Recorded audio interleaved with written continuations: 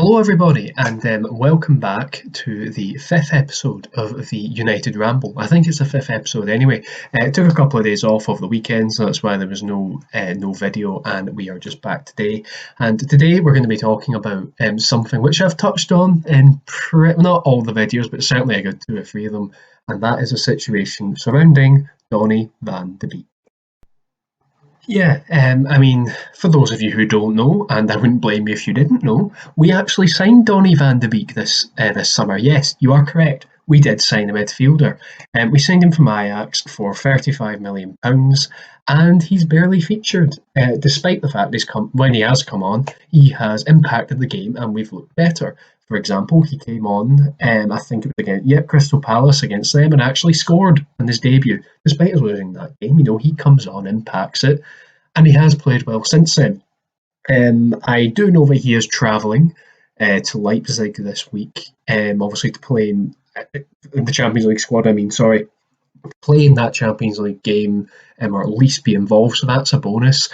So obviously there's been a lot of Gary Neville and Patrice Evra, and the two kind of the biggest Man United pundits, I would say, at the moment, have come out and sort of questioned the signing. Have said, look, you've spent this money on him, 35 million from Ajax, promising young midfielder, and very versatile. Why isn't he starting? And I do have an article here which is written in the Manchester Evening News, which is quite a credible source when it comes to Manchester United, where Ole Gunnar Solskjaer has actually commented on the situation. So I'm going to read direct quotes basically just to get us started, and I'll then discuss those with you.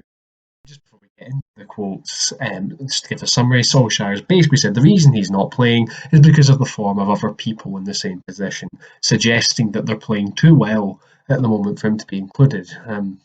So make of that what you will. But anyway, Solskjaer has said, don't worry about that. He'll get his games.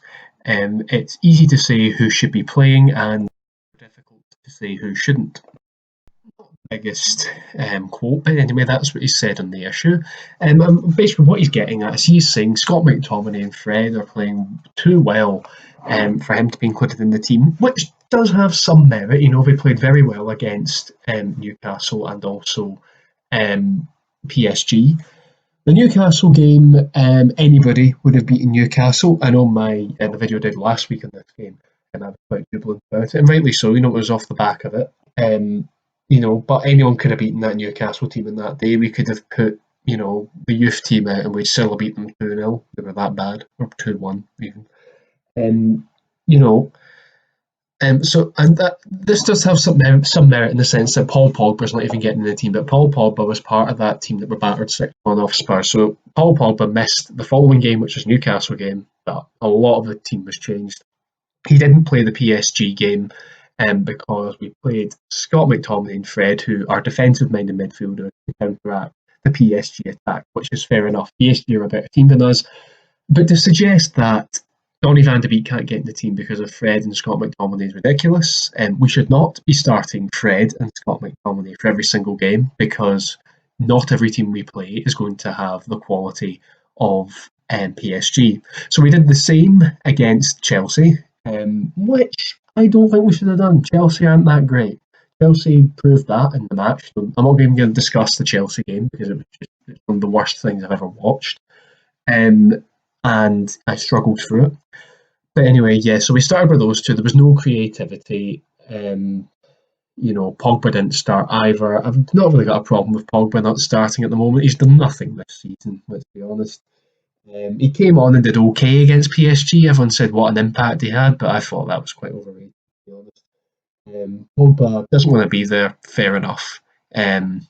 He's probably sick of not winning things, and he knows how good he is, so whatever. I'm not going to discuss Pogba. This video isn't about him. But Donny van de Beek certainly could have done something at some point in the game against Chelsea. I'm going to put it in the thumbnail, but you'll have all have seen that photo of him just sitting in the rain looking bewildered. And you must be thinking, why did I come here? This guy has been brought up, right, in the Johan Cruyff total football, which is the ethos of Ajax, and he's not being played. He could play anywhere. So to suggest that the midfield is packed, which in fairness it sort of is, but we're not going to start two defensive midfield and two midfielders in every game. There is a chance that if we really, really tried, we could get you know, um, Van de Beek, Fernandez, and one of them in. Pogba probably could get in there somewhere as well because he's going to have to play. You can't leave him out. So there will be a way of doing it. We just don't have a manager who is capable of doing it because he's not clever enough, and this job is beyond him. Yeah.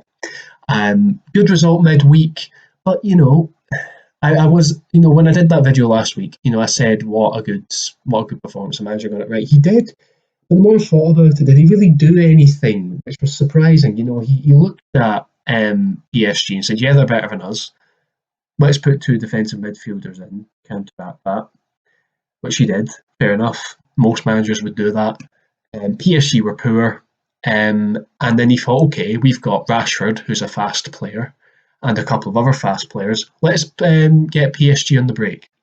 That's not a tactical masterclass, I'm sorry. Um, that's just what any manager would have done. When you've got Rashford, who's rapid, Martial, who's rapid, you start them. You try to catch PSG out.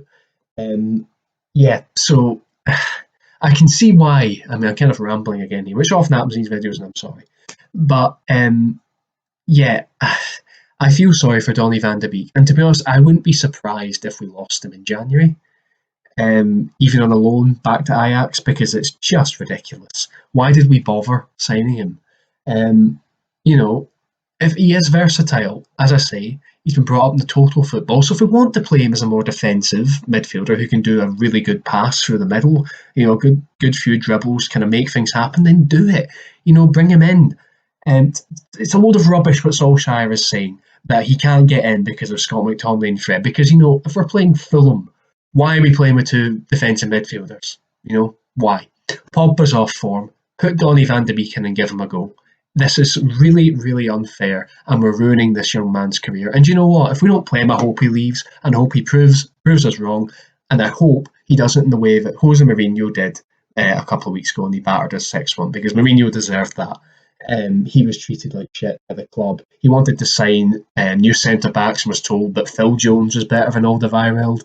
So I hope Donny van de Beek gets to stick it to the club.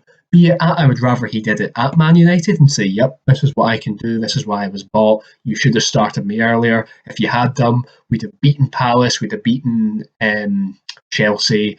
Um, you know, and yeah, basically, I just don't like the way the club are treating him. And to be honest, the way we're treating Donny van de Beek and the whole thing with Project Big Picture and the European Super League, which I covered in my last video, just sums us up at a club at the moment.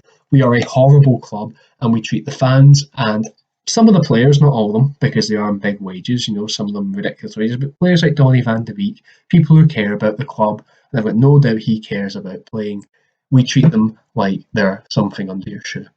And anyway, I'm going to leave it there because I'm just going to ramble on. I could go on about this all day, and there's a couple other players I could cover. Alex Telles, where's he? Didn't even get a look in it in the weekend either. We're signing these players and not playing them. It's ridiculous. So let me know what you think about the Donny van de Beek situation in the comments. If you enjoy this video, please do share it with your friends. We are growing. We're now up to 5 subscribers. Can you believe it? So yeah, thanks for I was going to say watching, but it is sort of a podcast. So thank you for listening, and I'll see you later on.